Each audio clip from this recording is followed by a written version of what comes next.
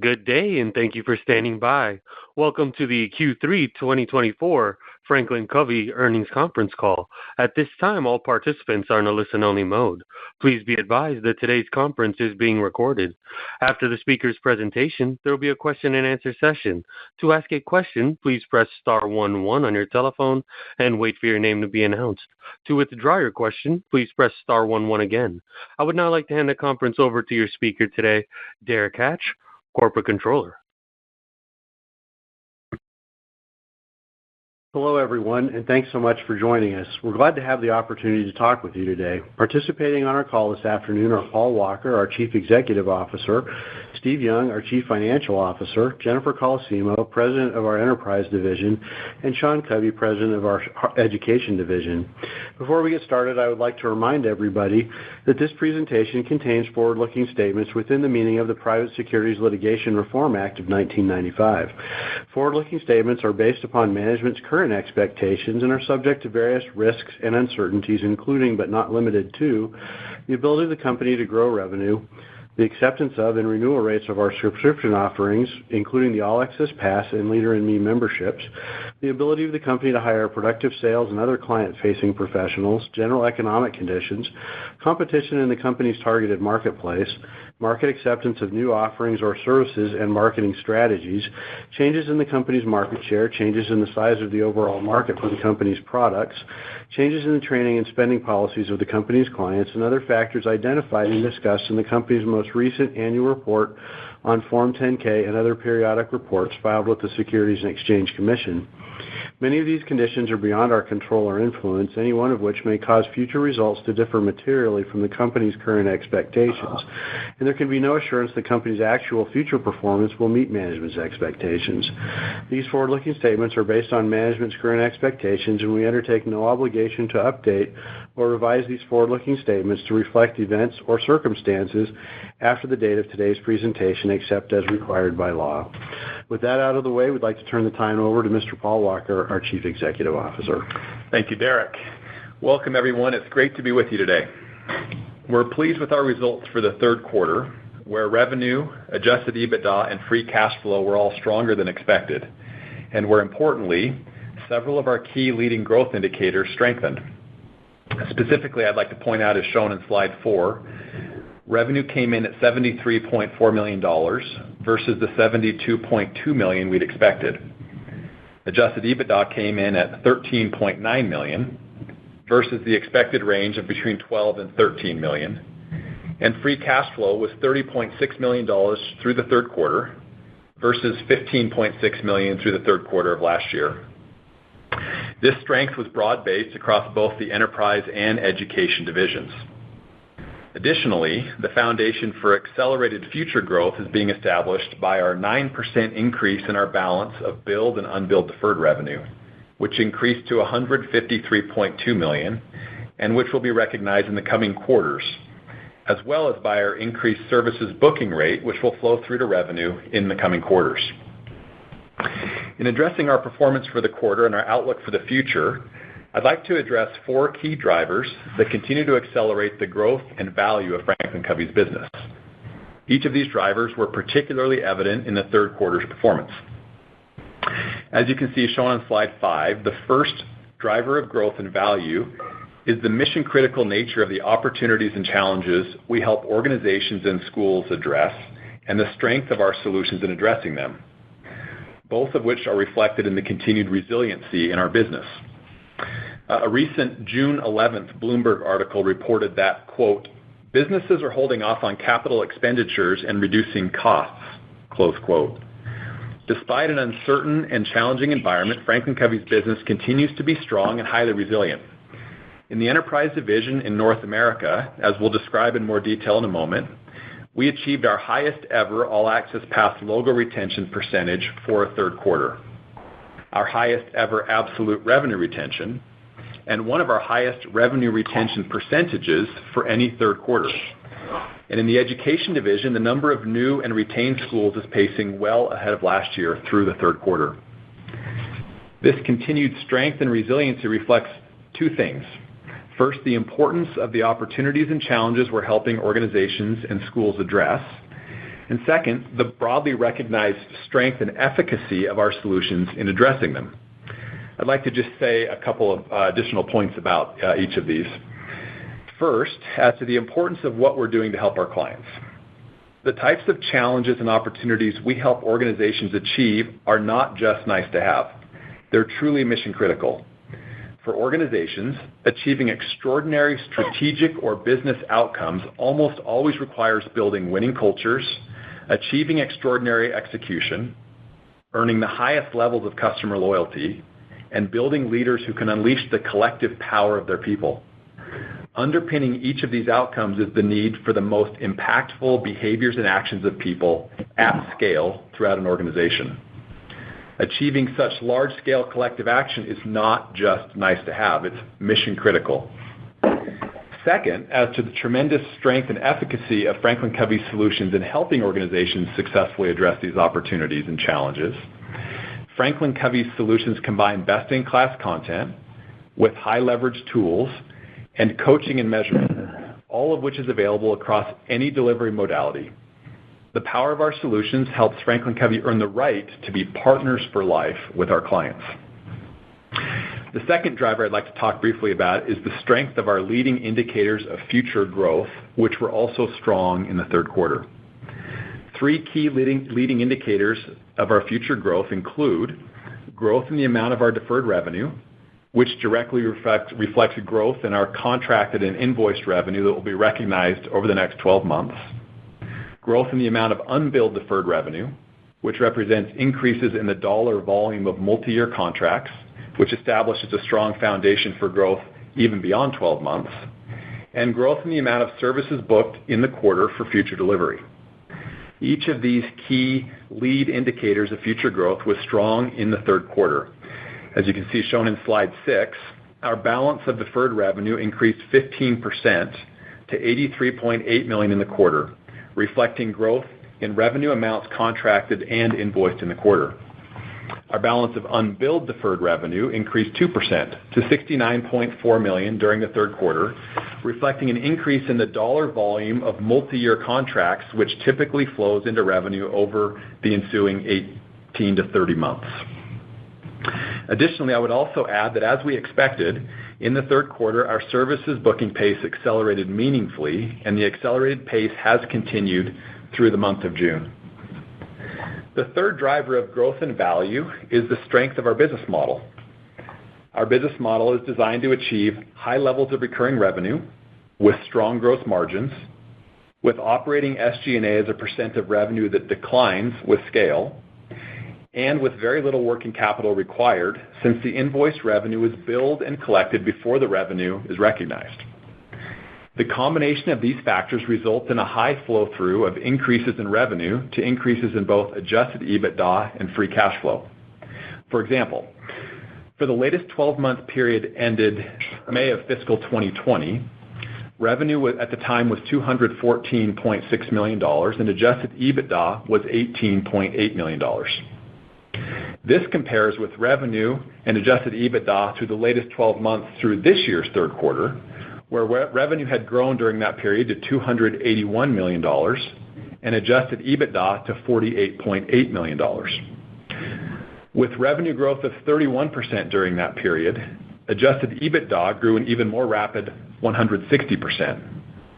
This pattern of strong flow-through continued in this year's third quarter, where revenue grew $1.9 million, or 3%, and adjusted EBITDA grew $2 million, or 17%. The final of these four drivers I'd like to talk about today is that we've been able to invest our free cash flow and excess cash in the business at high rates of return, with the balance being returned to shareholders in the form of significant stock repurchases. In fiscal 2024, our return on net tangible assets from investments in the business continued to be remarkably high. As shown on slide 7, year-to-date, we've returned $25.8 million to shareholders through purchasing 649,000 shares, including returning $7.4 million through purchases of 188,000 shares in the third quarter. And we've invested $61.4 million to repurchase shares over the last 2 years. Our board also approved a new $50 million stock repurchase authorization to put ourselves in a position to continue to opportunistically return capital to shareholders through continued stock repurchases. Additionally, we continued to make significant progress in each of the 3 growth projects I described in detail last quarter: Project Penetrate, Project Speed to Ramp, and Project Impact. And we're encouraged with what we see in terms of these projects driving future accelerated growth. I'm pleased with the progress we're making. I'm pleased about our outlook for growth and what we're doing to become even more important to our clients. I'd like to now turn time to Steve to share details about our specific Q3 results and discuss guidance. After Steve concludes, we'll open the line and look forward to answering your questions. Steve. Thank you, Paul. I would like to briefly provide a little more detail on the factors underlying our performance, focusing on the overall company result, and then on the results in 3 key areas of our company, specifically our enterprise division in North America, the enterprise business internationally, and our education business. As shown on slide 8, third quarter revenue was $73.4 million, 3% higher than the $71.4 million generated in last year's third quarter. Year-to-date revenue was $203.1 million, was slightly higher than the $202.6 million in the prior year. And for the latest 12 months, revenue was $281.1 million compared to the $281.4 million in the prior year. Third quarter adjusted EBITDA was $13.9 million compared to $11.9 million achieved last year.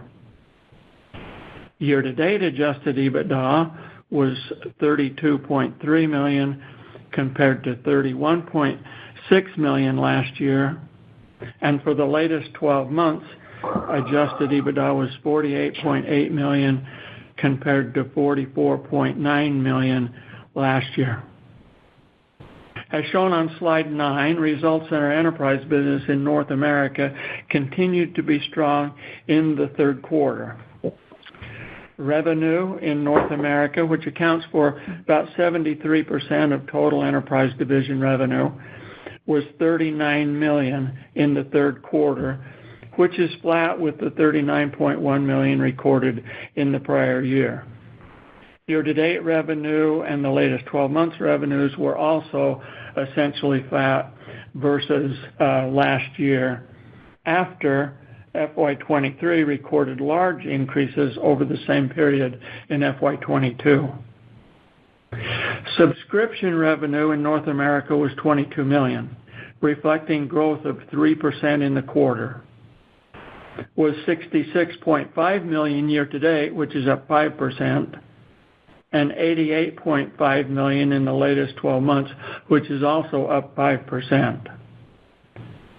The combination of subscription and subscription services revenue in North America was $35.9 million in the third quarter, representing 3% growth.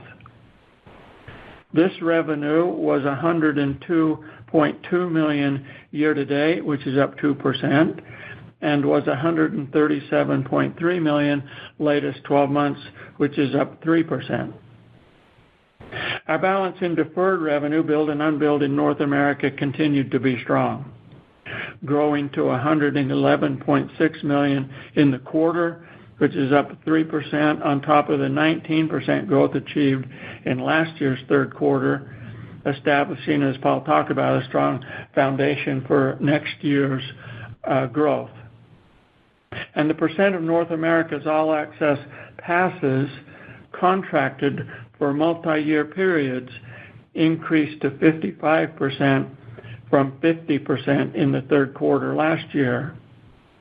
And the percentage of invoiced revenue represented by multi-year contracts increased to 60% from 57% in the third quarter last year. As shown on slide 10, revenue from our international direct operations, which accounts for approximately 17% of total enterprise division revenue, was $8.5 million in the third quarter, which was down 7%. This decrease is more than 100% attributable to the geopolitical issues related to China, as every other international direct operation grew revenues over the prior year. Year-to-date revenue from these offices was $24.4 million, which is down 5%, and the latest 12 months revenue was $33.9 million, down 2%. As also shown on slide 10, our international licensee partner revenue was $2.7 million in the third quarter, a decrease of 5%, with year-to-date revenue of $8.8 million, down 2%, and the latest 12 months revenue of $11.4 million, which is flat to the prior year. Finally, as shown on slide 11, revenue in our education business, which accounts for approximately 25% of total company revenue, grew to $20.1 million in the third quarter, on top of 18% growth achieved last year. Year-to-date revenue grew to $49.4 million, up 8%, and revenue for the latest 12-month period was $73.5 million, up 5%, on top of the 21% growth in the previous year. Education amounts invoiced grew to $18.9 million in the third quarter, up 16% from the third quarter a year ago. Year-to-date amounts achieved were $37 million, up 16%, and for the latest 12 months grew 13% to $82.3 million.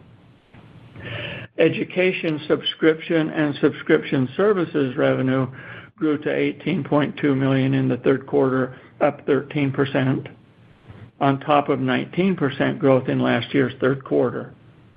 Year-to-date revenue grew to $44.3 million, up 6%, on top of the 24% in year-to-date growth achieved through last year's third quarter.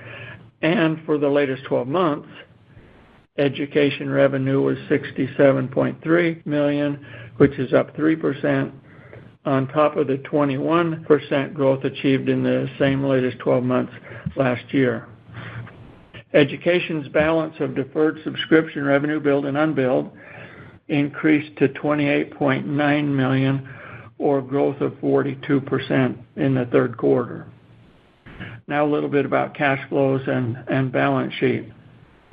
As shown on slide 12, our cash flows from operating activities for the 9 months ended May 31st, 2024, was $38.4 million, an increase of $12.5 million, or 48%, compared to $25.9 million for the prior year.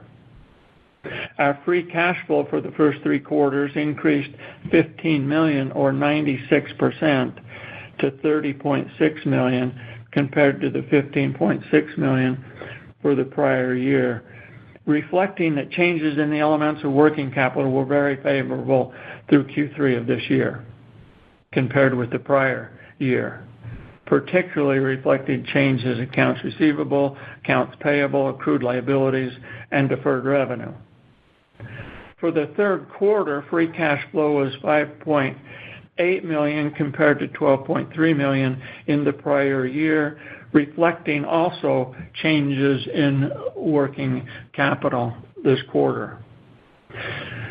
As Paul mentioned, in the first 3 quarters of FY24, we invested $25.8 million to purchase 649,000 shares, and over the past 4 quarters, we invested $31.7 million to purchase 774,000 shares. We ended the quarter with nearly $100 million of total liquidity, including $36.3 million in cash and $62.5 million available under the revolving credit facility, even after investing the $25.8 million in stock repurchases year to date. Compared to Q3 of FY23, the sum of billed and unbilled deferred subscription revenue increased to $153.2 million, giving us increased visibility into future revenue results. The deferred subscription revenue increased 15% to $83.8 million, while the unbilled deferred revenue increased 2% to $69.4 million. Adjusted EBITDA for the third quarter, as we said, was $13.9 million, representing 17% growth over the prior year. Now a little bit about guidance. In our second quarter earnings call, we communicated that we expected full-year revenue to be approximately $284 million in constant currency, after absorbing what we expected at the time to be $700,000 of unfavorable FX for the year, with Q3 revenue expected to be approximately $72 million and fourth quarter revenue to be approximately $83 million.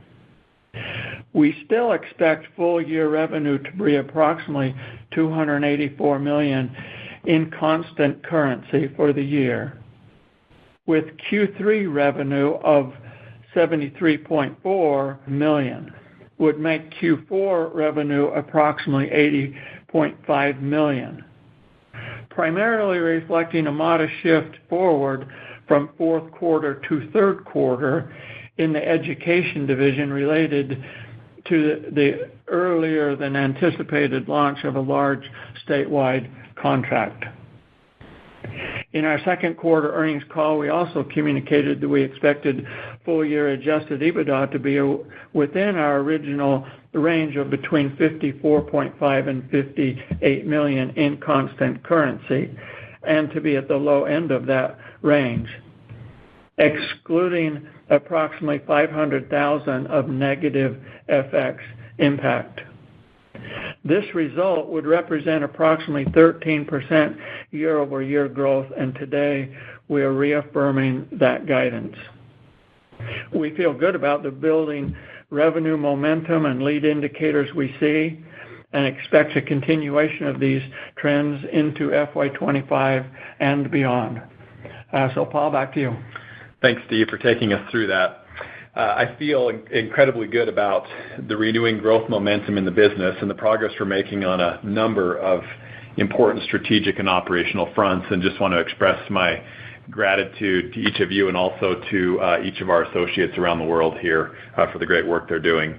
And with that, we'd now like to ask the operator to open the line for your questions. Thank you. As a reminder, to ask a question, please press star 11 on your telephone and wait for your name to be announced. To withdraw your question, please press star 11 again. One moment for questions.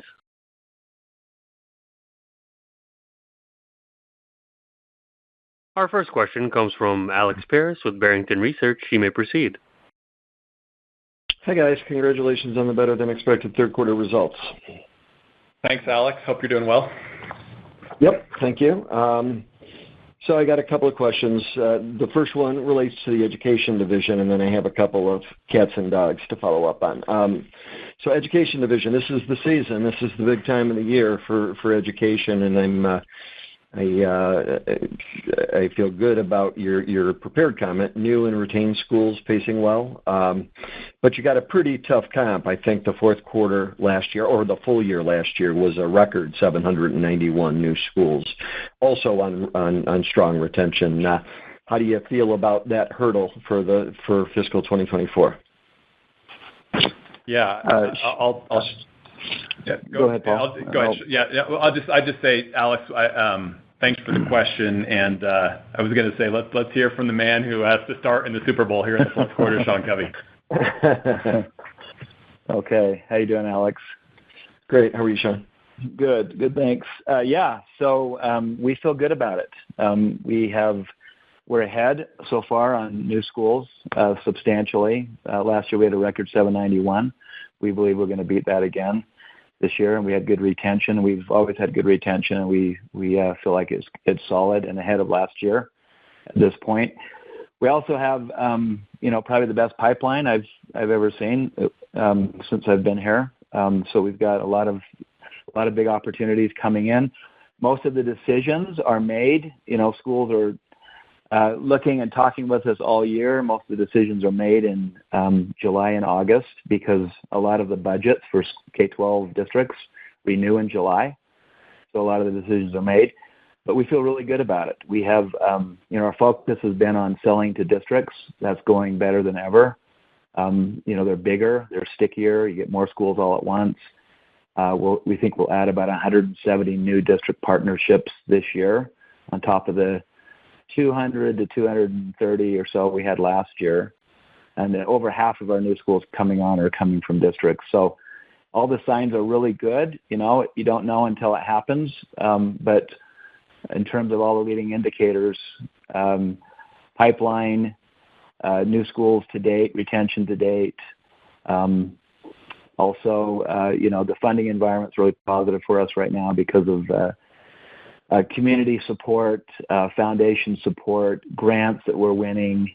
So that's been really good. So everything is leaning into our favor to have a really solid and positive growth fourth quarter. Great. Well, good luck on that. I was going to follow up too on the ESSER funds. Sure.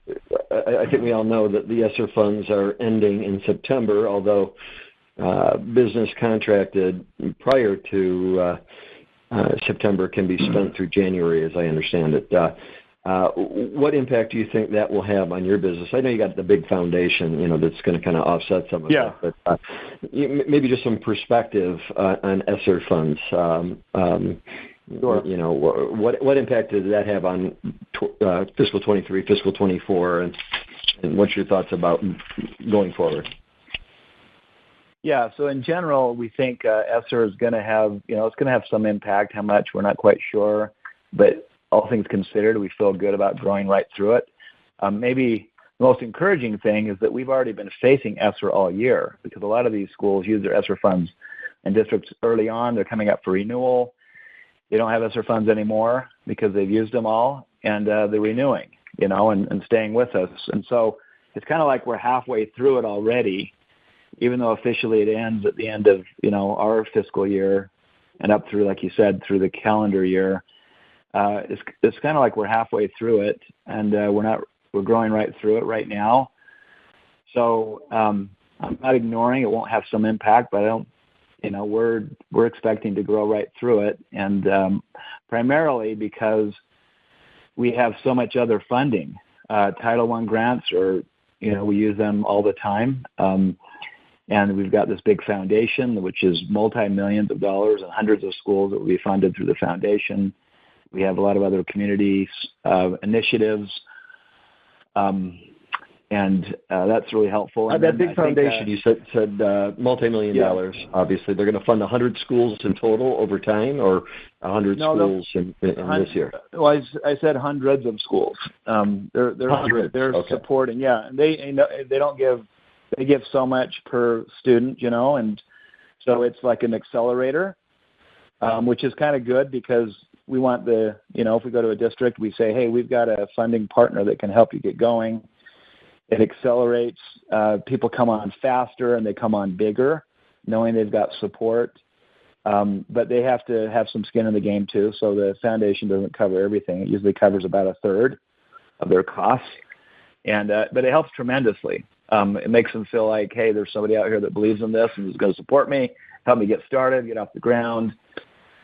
So that's been a really positive thing. And we've had since the beginning, we've had probably about 30 to 40% of our schools have been supported by some kind of community, business, chamber of commerce, foundation initiative. So it's our solution is really powerful, and because of that, it attracts like-minded entities that are wanting to support character development in kids. So that's been a steady thing, and we think it'll help us tremendously get through a COVID bump. Or the ESSER, from the COVID impact. For sure. Great, thanks. That's real helpful. Yeah, does that help? Yeah. Okay. Yep, absolutely. A quick one on restructuring costs. You talked about it on the third quarter. You said there would be. I think we're at $3 million year to date. Are we done with restructuring, or will there be a further charge in the fourth quarter? It looks like the number of CPs came down as you had sort of forecast. Actually, a little less than you forecast. You said maybe 24 more would come out. It looked like 20 came out, if I have that right. So, Alex, the impact that we reported in Q2 and Q3 were from the same initiative, and we don't anticipate any additional restructuring charges in Q4. Okay. And then last question. This is also for you, Steve. Help me and your investors understand this. This has been sort of a nagging point for me. I should probably understand it, so that's why I'm asking. Deferred revenue was up 15%. Unbilled deferred was up 1% or so. In total, it was up 8.7% to $153.2 million. But when I scroll down to the balance sheet, deferred subscription revenue is down 16% from 95 to 80. Obviously, that's not the whole number, and it perhaps applies just to subscription, doesn't include services or training days. But how do you explain that? The balance sheet is Q3 versus August year-end versus year-end versus the prior year. Does that make sense, Alex? So we're talking about different... Oh, yes. It's not year over year. It's just year to date, yeah. Yeah, we're comparing different periods in one calculation versus the other calculation. Yes. So if I looked at...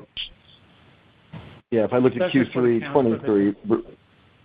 If I looked at Q3 23 versus Q3 24, then the numbers should tie out. That makes sense. Okay. And tie Good. out. Helpful. I'll take a look at it and make sure I understand it. And if I have any further questions, I'll do it on a follow-up. But thank you very much. And again, congrats on the quarter. Thanks for asking that, Alex, because those are the kind of things that are confusing. So it's good to clarify those when they're in people's minds. Thanks, Alex. Thank you. Our next question comes from Nehal Chokshi with Northland Capital Markets. You may proceed. Hi, Nehal. Thank you.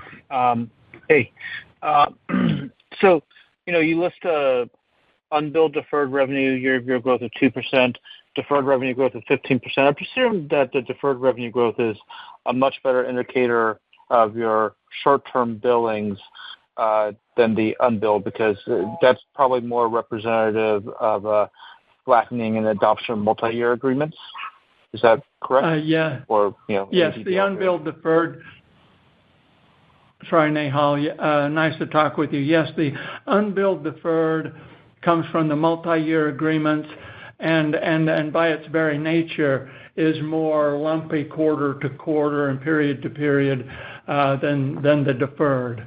And the deferred is normally billed 1 year at a time, and many of those are 1-year contracts or the annual billing of a multi-year contract. So yes, I think the way you described it is exactly right. Okay, great. And that metric undoubtedly represents an acceleration from the prior 3 quarters, and that is the primary reason why you guys feel very good about the signal of accelerating growth on subscription revenue. Is that correct? Yes.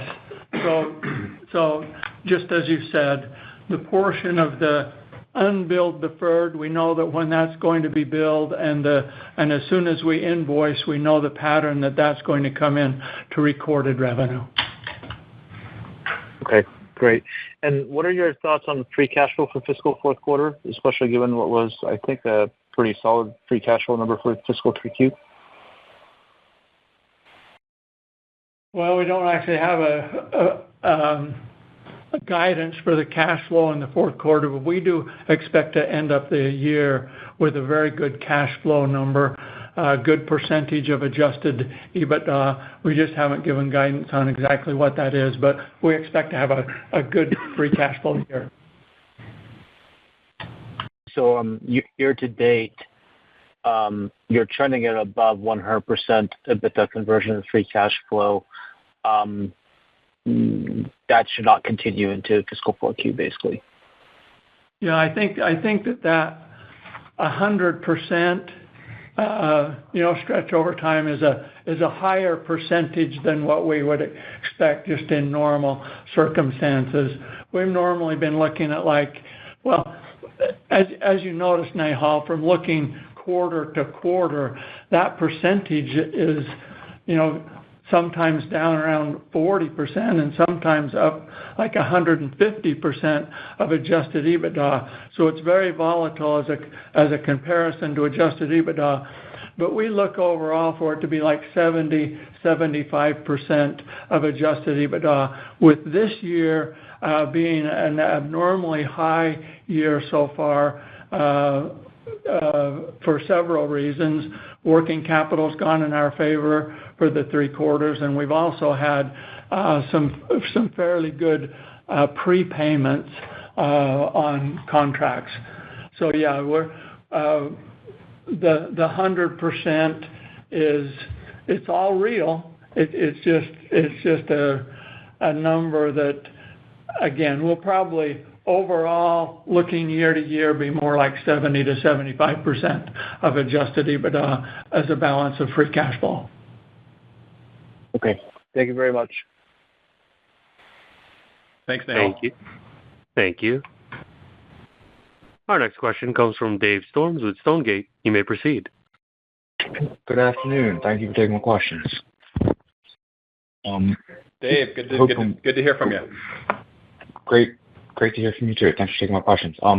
Just want to start. There's a lot of talk about leading indicators. I'm hoping we could focus that in on the sales cycle and how closing times are trending. Maybe if you could give us a sense of how closing times are trending between renewals and then also any new logos, and maybe a sense of what that looks like. Sure. Yeah, great question. So, I would say that generally speaking, there are 2 very different motions, right? What it takes to get a new opportunity through the prospecting funnel into our deal progression cycle and to get that closed.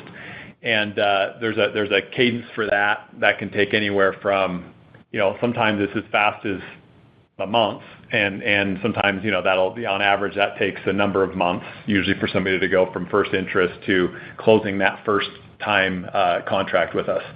On the renewal side, fortunately, these are clients who have been using successfully our solutions.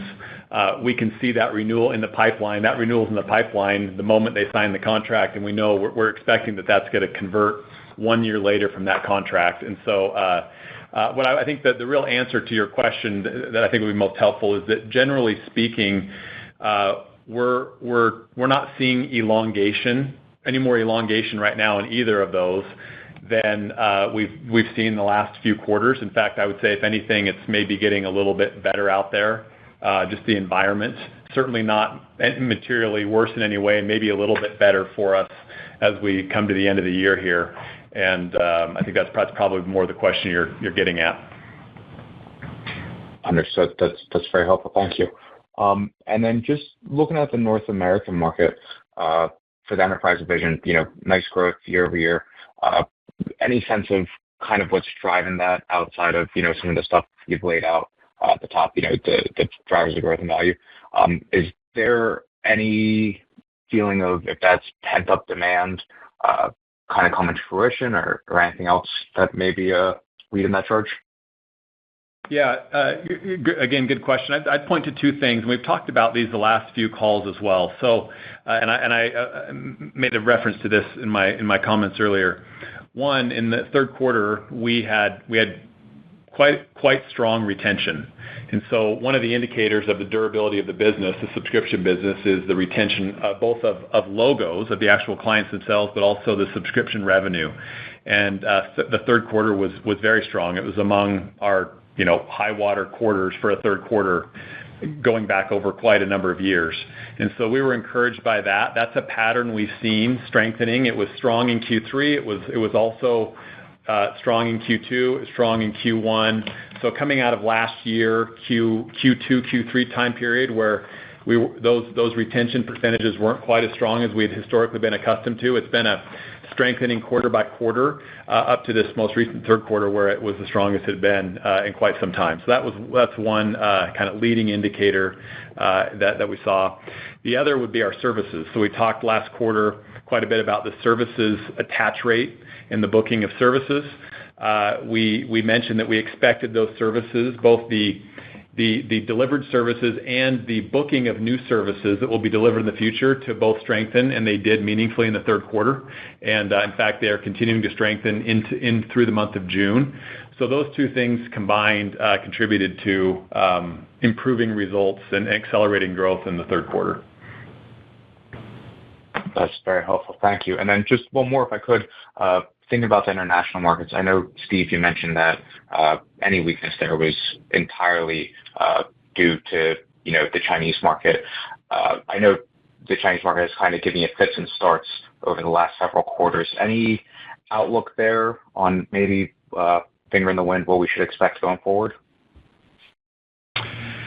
As far as what's going forward, we're hoping for a little bit better growth there in China. And I think our team's doing great work, and there's some headwinds we face in China. And in fact, Jen, do you want to just give a quick comment on China? I know that's something you spend a lot of time on. Yes, of course. Hi, Dave. We are hoping, frankly, as a training and education organization in that space, there are just geopolitical challenges for our Chinese citizen teams. They are all Chinese citizens. They're working really hard and doing well, but in our particular space, who they are seeing, or frankly, us even being an American company, is currently a challenge. And then, of course, China has their own economic challenges taking place. So I wouldn't venture a guess, Dave, as to whether or not that improves. Understood. That's great color. I appreciate you taking my questions and wish you all the best of luck in the next quarter. Thanks, Dave. Thank you. Our next question comes from Jeff Martin with Roth Capital Partners. You may proceed. Hi, Jeff. Good afternoon, guys. How are you? Great. Was curious if you could give us an update on new content and content refresh this year. I know you had a lot of activity going on. If you're seeing some revenue uplift associated with that. Yeah, great. So this is a big year for us. We earlier this year launched we've launched two substantial offerings earlier this year: the Speed of Trust refresh, and with that, the new companion offering around working at the speed of trust, which is our step away from just addressing trust for leaders, but also extending that content down to individual contributor associates and companies. That's going well. We're pleased with what we're seeing there, particularly the broader adoption of trust now that we have this working at the speed of trust companion offering. We launched a few months ago Navigating Difficult Conversations. It's a module on just what it sounds like, how to navigate and have difficult conversations. That's also gaining traction. We're pleased with what we're seeing there. That's a first in a category for us. The first of a few things we intend to do to strengthen and round out a more fulsome communication category of offerings. That's at the top of the next top of the list of things our clients would like to see from us. And then, of course, we're right in the middle right now of getting ready to launch this fall the 7 Habits. This will be the 5.0 edition of the 7 Habits. It's been 9-ish years or so since we refreshed and updated 7 Habits last time. That always drives a big cycle for us, and we're very excited about that coming this fall. And then in addition to that, there's been a lot on the technology side. The Impact platform continues to get more and more powerful and more valuable to our clients, including AI capability that's now quite infused into that, and it's AI coaching capability as well that's built into the platform to help support learners as they're participating in impact journeys, and also post-impact journey as a performance enhancing support coach, if you will.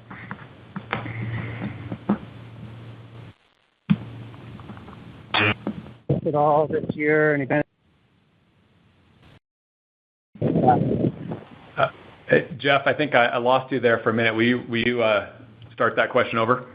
Yeah, sorry, it's a little windy where I am. I was just curious if you're seeing any uplift in the back half of fiscal 24 as a result of those, launches or relaunches, and if you expect that to have more prominent impact next year. Yeah. So the short answer to the first part is yes. I think that's part of what's helping drive an increase in services, and certainly what's helping drive an increase in the overall net revenue retention as clients are expanding to take advantage of these solutions. And then to your second part of your question, yeah, I think even more growth it will happen next fiscal year. When we launch a new product, you can imagine it's another product inside this already powerful All Access Pass subscription offering. Many clients are in the middle of an impact journey, and the new product needs to work its way either into that impact journey, or usually what will happen is it works its way into the next impact journey that their participants are going to go on with us. And so there's typically a bit of a lag. It can take 6 to really up to 12 months before we start to see the full impact of a new product launch. As clients become aware of the new solution, our client partners have a chance, and our implementation strategists have a chance to go in and then plan and plot out what the usage will look like. For that then to really start to show up in kind of the lagging results around revenue and retention, things like that. So early indicators positive, and I think the real action for a couple of these solutions we've launched this year will be felt in fiscal 25. Yep. Okay. And then you referred pretty consistently throughout the year about the challenging economic environment. Just curious if you're noticing any sentiment shift among clients in your conversations on either a new logo basis or renewal basis in terms of their propensity to either spend more on these programs, or whether they're still kind of in cautious mode. So I would say that the sentiment, if anything, is neutral to maybe a little bit more positive. It's not worse sentiment.